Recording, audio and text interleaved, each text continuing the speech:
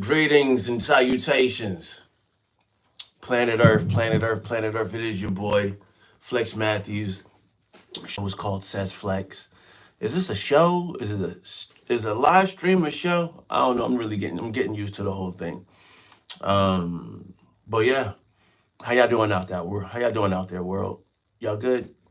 I hope y'all doing good. I'm doing okay.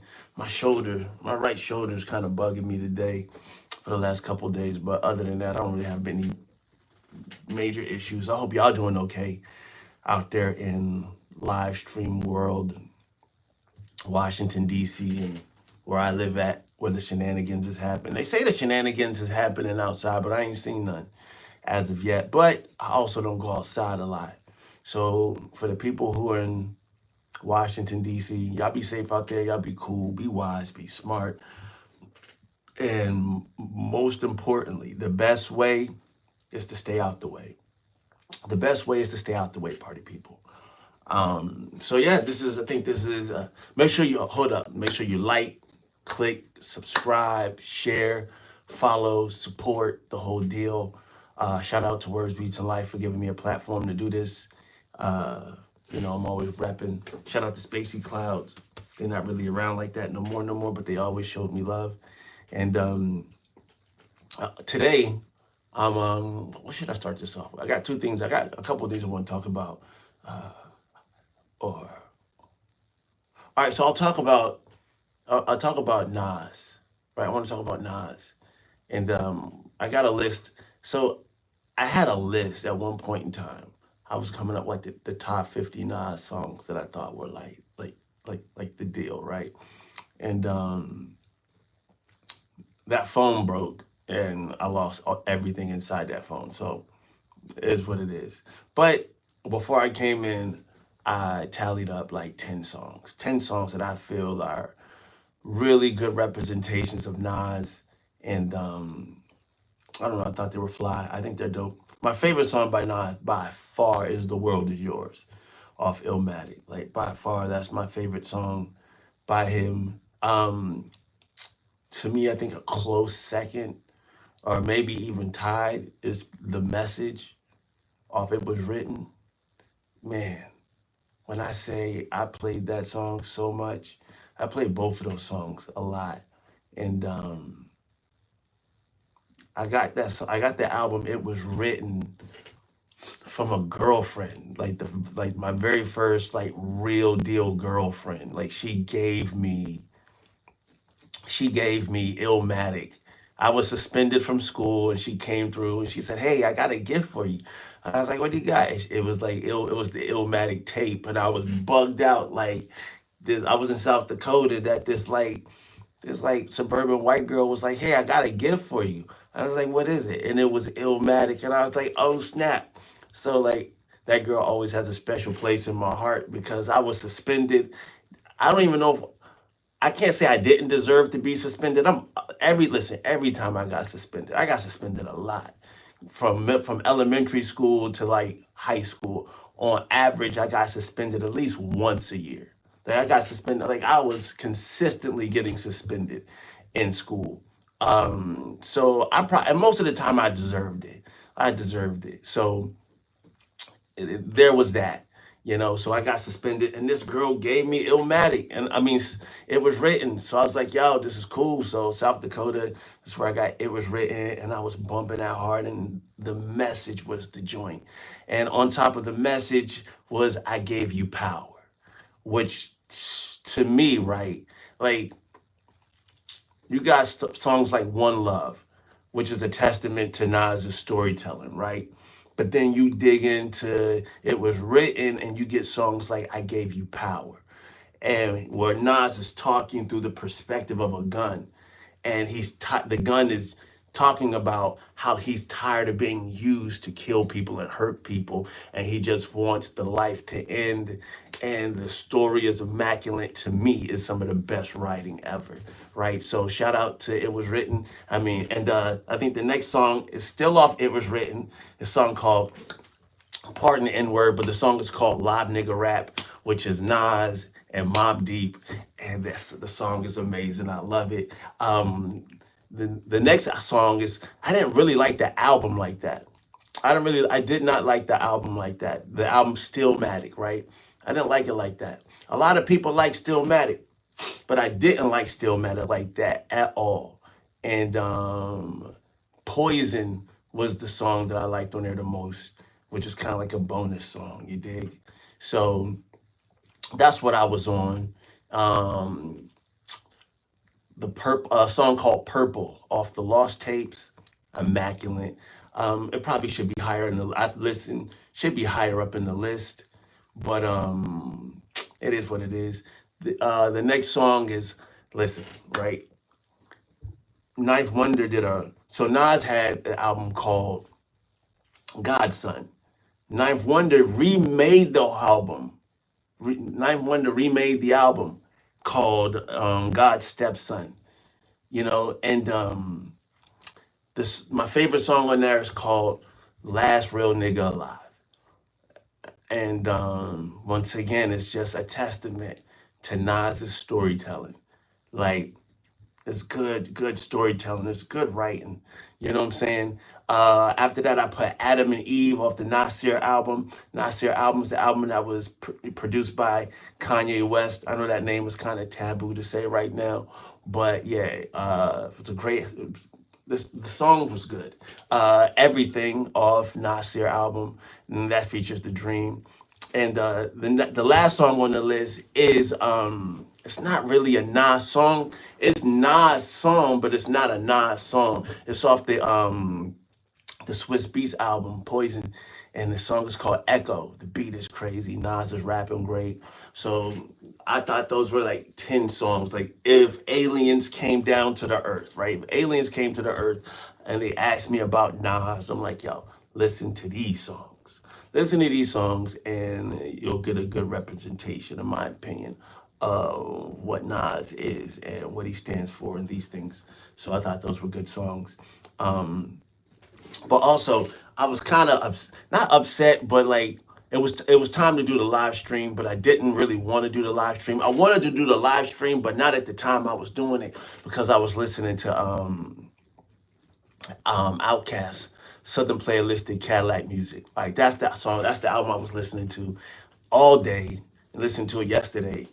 For those who don't know, Southern Playalistic Cadillac Music is the album that I was listening to that inspired me to make music, right? Like, that album, I was listening to that album and just zoning out. And if you want to see me get excited as a 44-year-old man, if you want to see me transform into a 15-year-old kid again, play that album. And particularly play specific songs off that album, and it'll cause me to lose my mind. Like, the song Southern Playalistic Cadillac Music still is one of my favorite albums. It's some of my favorite songs. Players Ball, Claiming True, song called Deep, Crumble and Herb. Just so many songs off that album. And often I find I'm wondering, like, why do I love that album so much, right? It's great rapping. Outside of the nostalgia ability, the nostalgia aspect, the album is just is put together great. Like, it is musically put together great, and it's just like, I aspire. Like, when I listen to that album, I'm like, yeah, I need to make my own beats, right? I don't have a fan, I don't have a desire to make my own beats. But when I listen to that album, I'm like, yo, I probably should make my own beats, because I'm listening and I'm like, yo, like, the musicality on that album is insane. You know what I'm saying? And there's another song called Benz and Beamers, and that's off the New Jersey Drive soundtrack, which is probably, I don't know, people consider that one of the greatest soundtracks of all time. A lot of people didn't like the music. The album, the movie New Jersey Drive, I think is a great movie, but the album, the soundtrack was really solid. And they had Outkast had another song on that project called Benz and Beamers, great video also. And I think that might have introduced the Bankhead Bounce, and which was what they be doing down in Atlanta. Bankhead. I don't know if I'm doing it right. I'm pretty sure I'm butchering it, but whatever the case may be. But once again, more musicality, and a testament to Big Boy and Andre 3000 and I was really feeling those dudes, and I felt like they were like talking to me and what I was thinking, and they were what I wanted to be as a rapper, and the art form, and just everything that the Dungeon family stood for, you know, from Rico Wade, Goody Mob, Witch Doctor, JOY, all those, like the whole movement in the Dungeon family. Like I was just inspired by them. And even later on, if we want to go into the Dungeon family representatives now, which is, you know, I don't know if y'all know that, but the rapper Future, he is also part of the Dungeon family, and the rapper Killer Mike is also part of the Dungeon family. People don't know that Future is a part of the Dungeon family. He's just I won't even say extended. He is the Dungeon family. You know what I'm saying? So like that's like a cool thing. But I didn't want to do the stream right then and there because I was listening to the album, and in particular a song called "Claiming True." And it's crazy because you'll listen to that album, Peace Substantial Peace. You'll listen to that album, or Peace Stitch.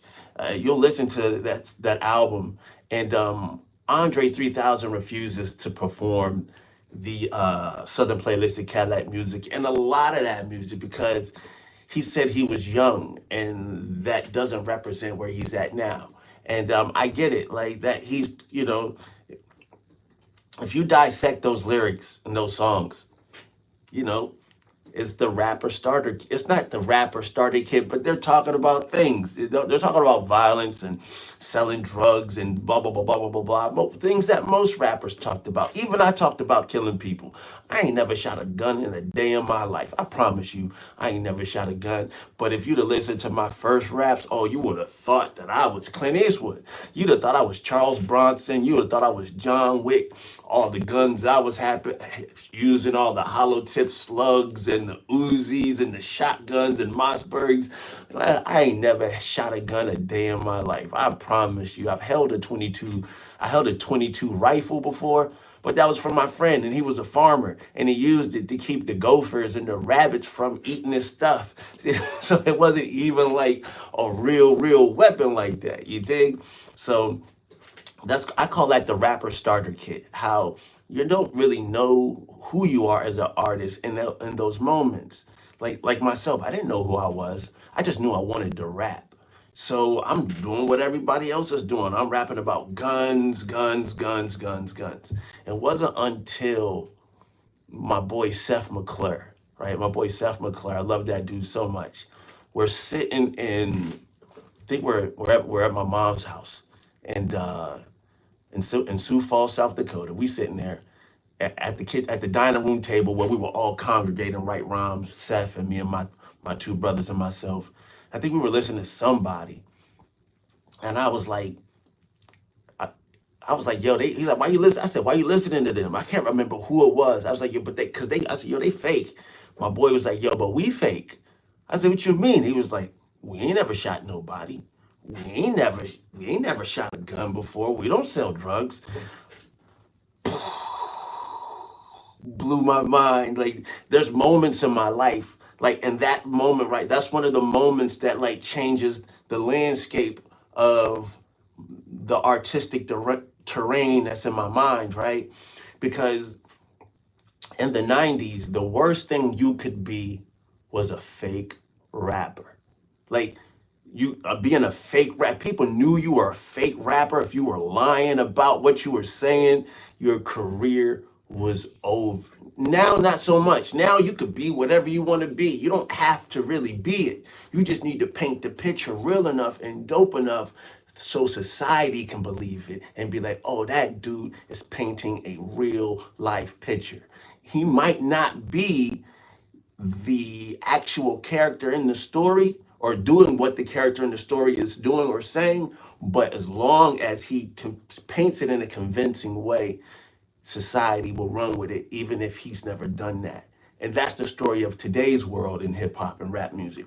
In the 90s, you couldn't do that. And if people found out you were fake, your career was over. So like when my boy told me like we were fake rappers, changed my brain, changed my mindset. And I was like, no, I'm not a fake rapper. Am I a fake rapper? I'm not no fake rapper. I was a fake rapper. I was lying in my raps. I was like, yo, okay. And that changed everything. I think I was like 17, 16 or 17. And so shout out to my boy Seth. He helped me a lot. He helped me a whole bunch. He was the first person to give me a thesaurus. Cause he's like, yo, bro, I got a thesaurus. I'm like, what's that? And he said, he's like, it's a book of words that has different words for the words we use. And so we opened it, and we in the thesaurus, we in the dictionary, and there's a shift in my music where you can see these words start to show up in my music and show up in my freestyling. And 1997 is when I first got a thesaurus, and I really fell in love with it. And I was just in it all the time, trying to find new words, cool words, different words. I think my brother Leo was like, yo, if you cuss, people who cuss, they cuss because they don't have like the intelligence to actually articulate their vocabulary or what they want to say. And at that time, I believed it. I don't know if I believe that now, because cuss words are still words, and words have emotions and power, and they help create punctuality, not punctuality, but punctuation in sentences and things of that nature. But I digress. Though that thesaurus and my boy Seth really changed the way I approached music, and I never thought that like I was so anti-school at the time, and I was so anti-books and a lot of that. And the fact that my boy gave me a thesaurus and it changed the way I like approached music was really cool. Um, so shout out to my boy Seth and the thesaurus and all the lessons he taught me. Cause it's because of him. My music sounds the way it sounds. Partly it's because of him, but it was like the start of trying to be more authentic in my as a rapper who wasn't doing the things that other rappers were doing in terms of what I was listening to. You know, that's why it was such a blessing to come across like Raucous Records and De La Soul and Tribe and those people and those artists like that, because I was like, oh, I don't. These guys feel they sound like me. They sound like they do the things that I do. Because even though I'm a fan of Boot Camp Click and Tupac and Biggie and all these people, I never held a gun. I never shot a gun. And at that time, I still never even actually seen a gun in real life, right? I didn't see a gun in real life until maybe till I was like, I don't know, maybe like 19, 18 or 19 is when I seen a gun in like real life. So when I'm hearing Tribe and De La and Mos Def and Black Star and Pharoah Monch and J. Rue the Damager and Afu Ra and Elder Sensei and the Artifacts, and these people sound like what I'm into, so like these artists like that helped me on my journey, so like that was what I was into. So, but yeah, I didn't want to. I wanted to delay the live stream because I was listening to Outkast Southern Playalistic Cadillac Music, claiming true, and it makes me think that I really need to make my own beats. I don't like the idea of making beats because that's just not what I want to do, right? To me, rapping is hard enough. I love rapping, but coming up with raps is hard enough for me. So the idea of making beats doesn't really sound attractive, even though I have a sampler, I have a record collection. My record collection is probably about close to 1,000 records, if not it is 1,000 records. I got turntables. I got plenty of records, classical records, soul records, obscure records. I got plenty of records. So the idea of making my own beats is, as I listen to the musicality of Southern Playalistic Cadillac Music, um, really means like makes me think that I should make my own beats. And even as I listen to like AT Aliens and Aquemini, Stankonia, I just don't feel like the musicality was as strong as it was in Southern Playalistic Cadillac Music. Maybe it struck a different chord in me, but I just liked the way the songs were constructed, and the bass lines were so rich, in my opinion, and how they layered sounds, vocal sounds. Even as I'm listening to that album, and as I'm working on my own stuff, I'm always working on stuff, right? I say I'm working on my own stuff as if I'm doing something. I was working on a song today. I'm going to the studio on Sunday, so I was working on a song today and practicing a song that I need to record, right? So it's like, as I'm working on my stuff and then listening to Southern Cadillac Music, I'm like, how can I incorporate some of these tricks that they're doing into my own stuff? And I I don't know how, but I have to, because I'm so inspired by the album. Like, I'm so inspired, and I'm in a, I'm always, I'm in a space where I could be like, yeah, I'm inspired by these guys. I mean, I'm inspired by a lot of people, whether it be old, whether it be new. I'm inspired by it. So much music. So as I go to the studio on Sunday to record, I got a 4 hour session. I think I might pay extra so I can get a five. I think I might pay a little extra, so I can get a 5 hour session, because I got a lot of songs that I want to get off my chest, right? I got a lot of songs. I probably got about 4 or 5 songs. I'll probably get like 3 or 4 recorded, but like, I'm ready to drop. I'm ready to drop some new music. Um, I got I got a what do I got a camera.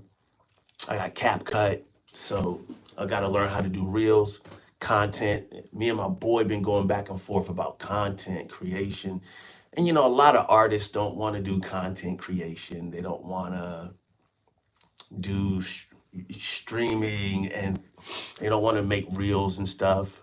But this is what I said. I was like, I told them, like, you looking at it wrong. I was like, you have to look at content creation, making reels. You have to look at it like your boss says, hey, you have to do this new thing, and it's part of the job now. This is what you do. It's part of the job. Making reels is your boss saying it's time to make reels. It's part of the job. It's a new task on the job that you have to do.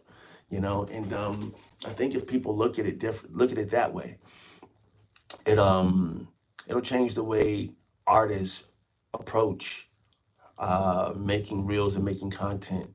You know, or you can just hire somebody to do it for you.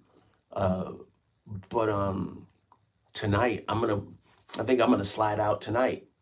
I'd walk around the city, try to find some places to do some photo shoots for myself, um, and probably do a little, shoot some reels and try to capture what I can capture, right?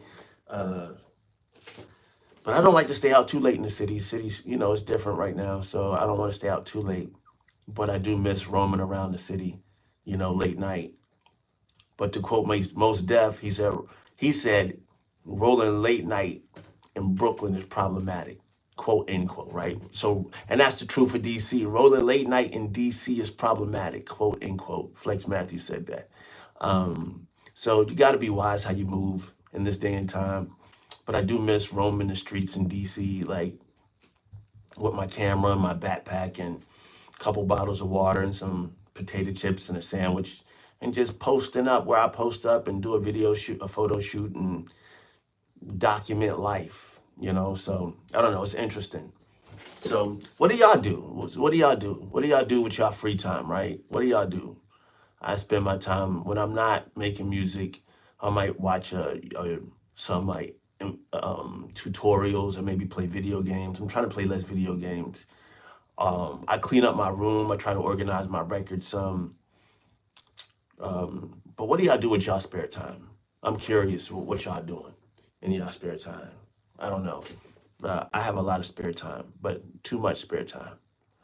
Uh, it's a it's an interesting thing. Trying to maximize my spare time by making lists, and trying to make lists and accomplish those lists, and see what happens in the life when I create a list and stick to it. So who knows? But that's the mission. I'm probably gonna go out and do some photo shoots to do a photo shoot tonight. I got a gig at the Kennedy Center. I got a gig at the Kennedy Center October 10th. If y'all ain't doing nothing, come check me out. I'll be at the Kennedy Center October 10th. Full band, DJ, backing tracks, drummer, keys, trumpet, maybe guitar. I got to figure that out, but it'll be good. It'll be fun. A lot of new music, and we'll see what happens. I got a practice coming up, so we'll see what's good. Shout out to the rappers who practice too. Rapping. It's interesting. I was about to take a sip of water, but this is very important, right? Rappers, practice. Rappers, I'm telling you, you need to practice. Practice. Listen, there's a difference between knowing your rhymes and performing your rhymes. There's a difference between knowing your songs and performing your songs. There are a lot of people who know songs. Anybody who drives a car and can perform it, can rap a song, but can they perform it? And a lot of people don't know the difference between performing and just knowing your song. You gotta perform, practice, rappers. Rapping is the only art form where the practitioner of the art form feels like they don't need to practice. And it's not even just hip hop. DJs practice, producers practice, breakdancers practice, graffiti artists practice, pianists practice. Every art form, for the most part, the practitioner practices all the time. But rappers feel like they don't need to practice, which blows my mind. But it explains why there are so many rappers rapping over their backing tracks, rapping over the actual songs, because they don't practice, they don't know the lyrics.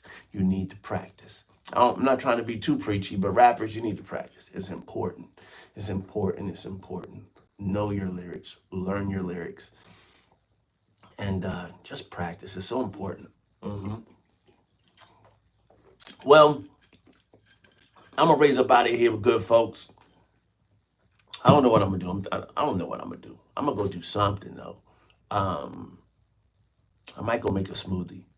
I might go make a smoothie and sit on my porch, or I might go rap, or I might go do a photo shoot. It's up in the air. It's up in the air. Y'all take care of yourselves. Y'all be cool. Y'all be safe. Y'all be positive.